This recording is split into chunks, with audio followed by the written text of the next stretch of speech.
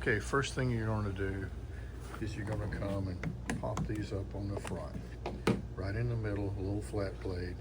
The screws are going to be right there in the middle, and it's going to be a 15mm socket for the front, and then slide it forward, and then the rear is an 11mm for the rear, and they're right in between the tracks. And the next thing is going to be this little panel. You can push your fingers in from the back side, pop it out, and that's where your seat belt is located.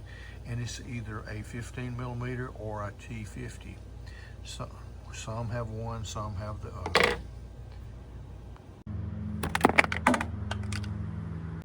On the inside one, there's a little cover that you just pull straight up. You're going to have to pull it straight up and pull it off of this clip. You can use a clip puller afterwards to pull this straight off, and then you can put it back on this side manually afterwards. That's the easiest way.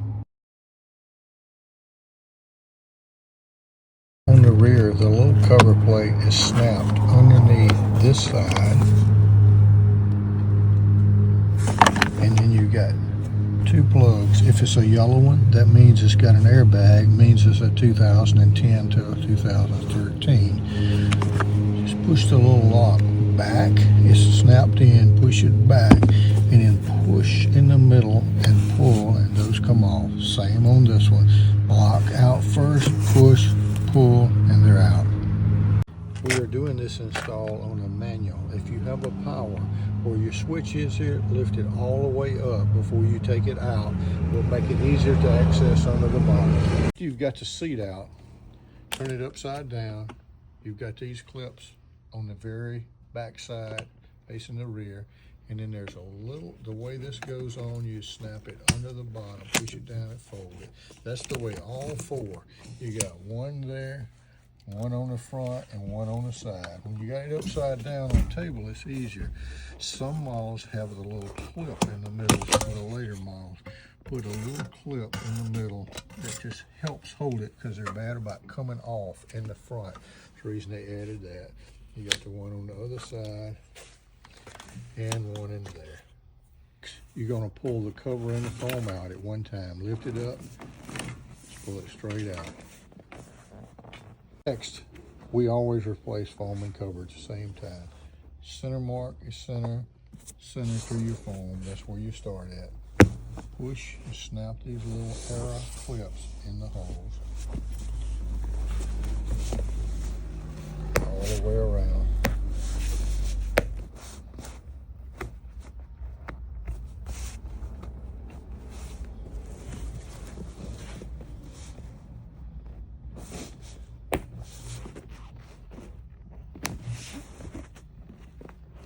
Next, we're going to roll it around,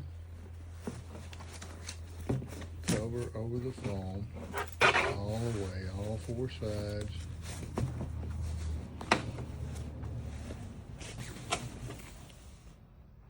On the back side of your original foam, it's got a little Velcro spot.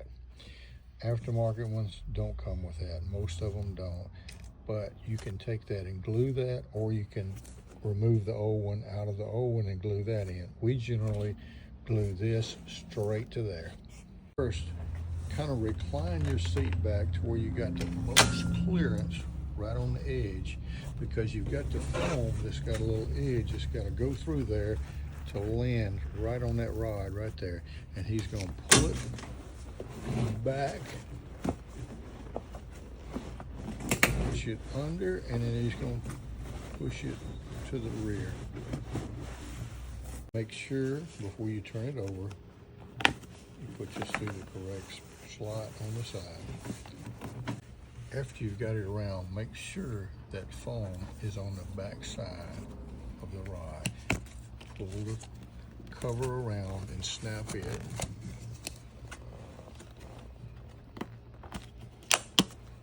And then snap the plastic bezel in next, and then go all the way around. So you've got one on each side, one in the middle.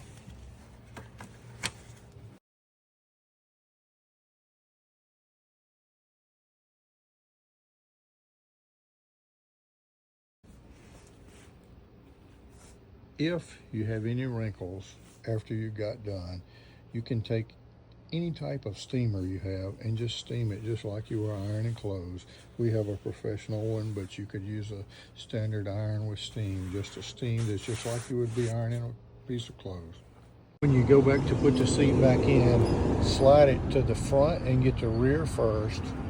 Start your bolts, plug both your wires up, push the locks in, tighten the rear after you get the front started. After you get the rear installed, slide it backwards, get the front installed, have them all started, including the ones on the side, and then you can start tightening.